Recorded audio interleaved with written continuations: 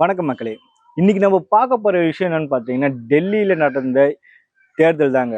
வேற லெவல்ல ஸ்வைப் பண்ணியிருக்காங்கன்னு தான் சொல்லி ஆகணும். பாஜகவோட அசுர வளர்ச்சின்னு பார்த்தீங்கன்னா, டெல்லியில கிட்டத்தட்ட 25 வருடங்களுக்கு முன் ஆட்சி பறிகொடுத்த பாஜக இப்ப அவங்களுடைய ஆட்சியை பிடிச்சிருக்காங்க. உண்மையாலுமே வேற லெவல்ல தான் ஸ்வைப் பண்ணியிருக்காங்க சொல்லி ஆகணும். கிட்டத்தட்ட 40 தொகுதி மேல ஜெயிச்சிருக்காங்க. அது மட்டும் இல்லாம தொடர்ச்சியாக 3வது முறையாக இந்த டெல்லியில பார்த்தீங்கன்னா, காங்கிரஸ் 2015, 2020 அப்போது தற்போதைய தேர்தல் நிலவரம் பார்த்தீங்கன்னா, காங்கிரஸ் தொடர்ச்சியா 3 தடவையும் பார்த்தீங்கன்னா, 0ல தான் நிக்கிறாங்க. காங்கிரஸோட செல்வாக்கு பார்த்தீங்கன்னா, ஒரு காலத்துல டெல்லியில அந்த அளவுக்கு அசைக்க முடியாத ஒரு செல்வாக்கா தான் இருந்தது. ஆனா இப்ப பார்த்தீங்கன்னா, அதால பாதாளத்துக்கு தான் போயிருக்கும். ஏன்னா அதுக்கு முழுக்க முழுக்க பார்த்தீங்கன்னா என்ன காரணம் பார்த்தீங்கன்னா, ஊழல் தான். அந்த நேரத்துல காங்கிரஸ் ஆட்சியில இருந்த 2014 ஆகட்டும், மிகப்பெரிய அளவுல ஒரு ஊழல் கட்சியா தான் காங்கிரஸ் பார்க்கப்பட்டது. அதோட மரண அடி பார்த்தீங்கன்னா, இன்று வரை இந்தியாவோட நாடாளுமன்ற தேர்தல் மட்டுமல்லாது டெல்லி டெல்லி மாநில சட்டமன்ற தேர்தல் கூட ஒழிச்சிட்டு தான் இருக்கு. அது பின் பாத்தீங்கன்னா, ஆம் ஆத்மி தொடர்ச்சியாக 10 ஆண்டுகள் ஆட்சியில் இருந்தாங்க. தொடர்ச்சியாக 2 முறை ஜெயிச்சு வந்தாங்க. இந்த தடவை பாத்தீங்கன்னா, அவர்களுக்கும் மிகப்பெரிய அளவில் ஒரு பலத்த அடியா தான் பார்க்கப்படுகிறது. என்னன்னு காரணம் பாத்தீங்கன்னா, தொடர்ச்சியாக பாஜக அவங்களுடைய சென்ட்ரல் கவர்மெண்ட் மோதல் போக்கு ஒரு பக்கம் இருந்தாலும், இன்னொரு பக்கம் பாத்தீங்கன்னா, ஊழல்ல அதிக அளவுல ஆம் ஆத்மி ஈடுபட்டதான் ஒரு முக்கிய காரணமாக பார்க்கப்பட்டது. முக்கியம் பார்த்தீங்கன்னா, மதுபான ஊழல் ஆகட்டும், அதுக்கப்புறம் பணம் பணம் பணம் இப்படிங்கிற ரீதியில ஆம் ஆத்மியோட கொள்கையிலிருந்து விலகி அவர்கள் ஊழல் செய்ய ஆரம்பிச்சதால் தான் இவ்வளவு பெரிய சரிவு அப்படிங்கிற ரீதியில தான் அங்க பார்க்கப்படுகிறது இந்த தேர்தல் ரிசல்ட்டை பொறுத்த வரைக்கும். அது மட்டும் இல்லாம ஊழல் எதிர்ப்பு போராளியான அண்ணா ஹசாரே அவர்களோட ஸ்டேட்மெண்ட் நம்ம பார்க்க முடிஞ்சுது. அதுல என்னன்னு பேசியிருக்காங்க பார்த்தீங்கன்னா, ஆம் ஆத்மியோட அரவிந்த் கெஜ்ரிவாலோட வீழ்ச்சிக்கு முக்கிய காரணமாக பார்க்கப்பட்டது எதுன்னு பார்த்தீங்கன்னா, மதுபான ஊழலும், அது மட்டும் இல்லாம அந்த கட்சியோட நிர்வாகிகள் ஆரம்பிச்சு மினிஸ்டர் எல்லாரும் பார்த்தீங்கன்னா, பணத்தை நோக்கி மட்டும்தான் அவர்கள் அவங்களுக்கு கவனம் ஃபுல்லாவே இருந்தது. அதோட எதிர்ப்பு தான், அதோடைய விளைவு தான் இப்போ டெல்லியில ஆம் ஆத்மி படுதோல்விக்கு ஒரு வீழ்ச்சிக்கு காரணமாவே அமைஞ்சிருக்குன்னு நம்ம சொல்லி ஆகணும். அது மட்டும் இல்லாம கெஜ்ரிவால், முன்னாள் முதலமைச்சரான கெஜ்ரிவால் ஊழல்ல ஈடுபட்டு ஜெயிலுக்கு சென்று போயிட்டு வந்திருக்காரு. அதுக்கப்புறம் அவர் வெளியே ஜெயில இருந்து வெளியே ஜாமீன்ல வெளியே வரும்போது அவர் சொன்ன ஒரு ஸ்டேட்மெண்ட், நான் மீண்டும் ஜெயிச்சு டெல்லியோட முதல்வர் பதவியில அமருவேன் அப்படிங்கிற ரீதியில சொல்லியிருந்தாரு. ஆனால் அவரையே இன்னைக்கு வீட்டுக்கு அமைச்சிட்டாங்க. அவர் எதிர்த்து, அதாவது கெஜ்ரிவால் எதிர்த்து போட்டிட்ட பிரவேஷ் வர்மா அவர்களுடைய ஹிஸ்டரி பாத்தீங்கன்னா வேற லெவல் தான் இருக்கு. கிட்டத்தட்ட பாத்தீங்கன்னா அங்க அரவிந்த் கெஜ்ரிவாலை 1500 வாக்குகள் வித்தியாசத்துல ஜெயிச்சிருக்காங்க. இதுக்கு முன்னாடி பாத்தீங்கன்னா ஒரு முன்னாள் முதலமைச்சரோட மகன் தான் பிரவேஷ் வர்மா. ஒரு மிகப்பெரிய அளவுல ஒரு சொத்துக்கு அதிபதியா தான் இருந்திருக்காரு. ஆம் ஆத்மி கண்டிப்பா இவரை ஈஸியா வீழ்த்திடலாம் அப்படிங்கிற ரீதியில தான் நினைச்சிருந்தாங்க. ஏன்னா டெல்லியின் முதல்வராக இருந்திருக்காரு அரவிந்த் கெஜ்ரிவால் அவர்கள். அதுக்கப்புறம் அவருடைய செல்வாக்கு இதெல்லாம் வைத்து பிரவேஷ் வர்மா ஈஸியா வீழ்த்திடலாம் அப்படிங்கிற ரீதியில தான் கணக்கு போட்டிருந்தாங்க.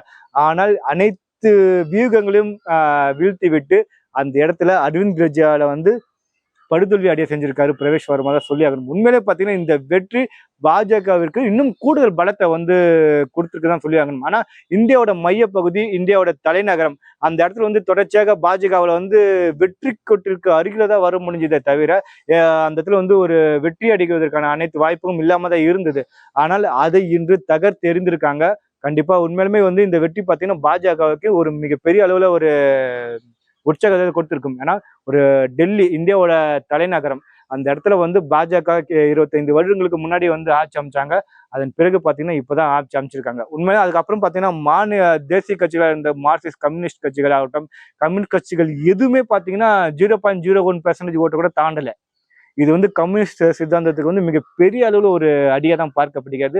மிகப்பெரிய அளவுல ஒரு வீழ்ச்சியா தான் பார்க்கப்படுகிறது. கண்டிப்பா இனிமேலும் கம்யூனிஸ்ட் சித்தாந்தம் தமிழ்நாட்டை தவிர்த்து வேற இந்தியாவில் வேற எங்கேயுமே, தமிழ்நாடு கேரளம் தவிர்த்து வேற எங்கேயுமே எடுபடாது அப்படிங்கிற ரீதியில தான் கம்யூனிஸ்டோட கொள்கைகள் வீழ்ச்சி அடித்து கொண்டேதான் இருக்குன்னு சொல்லி ஆகணும். அது காரணம் முக்கியமான காரணம் என்னன்னு பாத்தீங்கன்னா, மாநில கட்சிகளோட எழுச்சி ஒரு பக்கமா இருந்தாலும் கம்யூனிஸ்ட் கட்சிகளோட கொள்கைகள் பாத்தீங்கன்னா இப்ப இருக்கிற தலைவர்கள் யாருமே கடைபிடிக்கதான் நம்ம சொல்லி ஆகணும். அந்த அளவுக்கு மட்டமான ஒரு நிர்வாகிகள் தான் அந்த கம்யூனிஸ்ட் கட்சியில இருக்காங்கன்னு தான் சொல்லி ஆகணும்.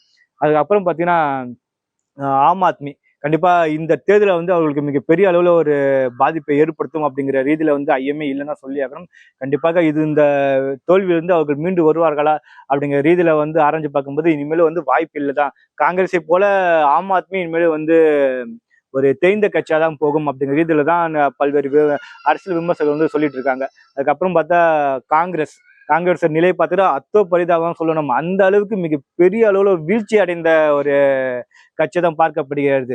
ஒரு காலத்துல பாத்தீங்கன்னா டெல்லியில காங்கிரஸ் கட்சியை மிஞ்சி வேற எதுவுமே வந்து ஆட்சி அமைக்க முடியாது. அப்படி ஒரு சூழ்நிலையில் இருந்த காங்கிரஸ் பாத்தீங்கன்னா இன்று மிகப்பெரிய அளவுல அதால பாதாளத்துல போயிருக்கு. இந்த தேர்தல் ரிசல்ட்டை பத்தி பிரியங்கா காந்தி கிட்ட போயிட்டு கேட்கறாங்க இந்த செய்திகள்லாம். காங்கிரஸோட தோல்வி எப்படி பாக்குறீங்கன்ட்டு. ஒரு தேசிய கட்சியோட முக்கிய பொறுப்புல இருக்கிறாங்க, ஒரு எம்பியா இருக்காங்க பிரியங்கா காந்தி அவர்கள் சொல்றாங்க அந்த டெல்லியோட தேர்தல் முடிவு நான் இது வரைக்கும் பார்க்கலன்ட்டு. என்ன மாதிரியான ஒரு அல்பத்தனமான ஒரு பதிலுன்னு தெரியல. ஏன் இது ஒரு தார்மீக ரீதியா ஒரு பதில் சொல்லிட்டு போயிருக்கலாமே.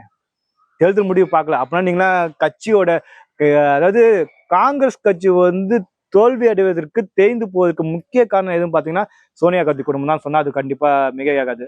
அதை வந்து மீண்டும் ஒரு முறை வந்து நிரூபிச்சிருக்காங்க பிரியங்கா காந்தி அவர்கள். தார்மீக ஒரு பொறுப்பு ஏற்றிருக்க வேண்டும் அந்த காங்கிரஸ் தோல்விக்கு. அதை பண்ணாங்கன்னு பார்த்தா பண்ணல. அதுக்கப்புறம் வந்து பாஜக கண்டிப்பா அவங்களோட வெற்றி பார்த்தா சரித்திரம் சொல்லும் அப்படிங்கிற ரீதியில தான் இருக்கிறது. 25 வருடங்களுக்கு பிறகு வந்து மிகப்பெரிய அளவுல சூப்பராகவே அந்த இடத்துல வந்து ஸ்வைப் பண்ணியிருக்காங்க.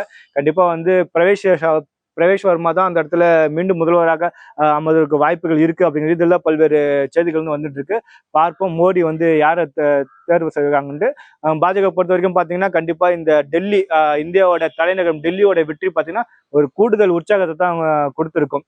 25 வருடங்களுக்கு பிறகு டெல்லி தலைநகரில் ஆட்சி அமைக்கிறது கண்டிப்பா உங்களுக்கு மிகப்பெரிய அளவுல ஒரு பிளஸ் பாயிண்டா தான் இருக்க போகுது. ஆனால் இதற்கு முன்னாடி பாத்தீங்கன்னா டெல்லியில மாநில கட்சிக்கும் மத்திய அரசுக்கும் வந்து மிகப்பெரிய அளவுல மோதல் வெடித்துட்டு இருந்தது. ஆம் ஆத்மிக்கும் பார்த்து பாஜகவும் பாத்தீங்கன்னா அவ்வளவு பெரிய மோதல்லாம் இருந்தது. இனிமேல் அந்த மோதல் இருக்காது அப்படிங்கிற ரீதியில வந்து பார்க்கப்படுகிறது. சுமூகமான மாநில சட்டப்பிரிவு பார்த்தீங்கன்னா சுமூக நடைபெறும் அப்படிங்கிற ரீதியில தான் பாஜக தரப்புல இருந்தும் அதுக்கப்புறம் வந்து டெல்லி மக்களோட கருத்தாவும் இருக்கு. அதுக்கப்புறம் பார்த்தீங்கன்னா இன்னும் பல்வேறு விஷயங்கள் வந்து டெல்லி இதை பத்தி நம்ம அலசி ஆராயலாம். பார்ப்போம் அடுத்த முதல்வர் யாராக அறிவிக்க போகிறார்கள்ட்டு. அந்த அறிவிப்பு வந்தவுடன் மேலும் இதை பற்றி விரிவாக பேசலாம். நன்றி, வணக்கம்.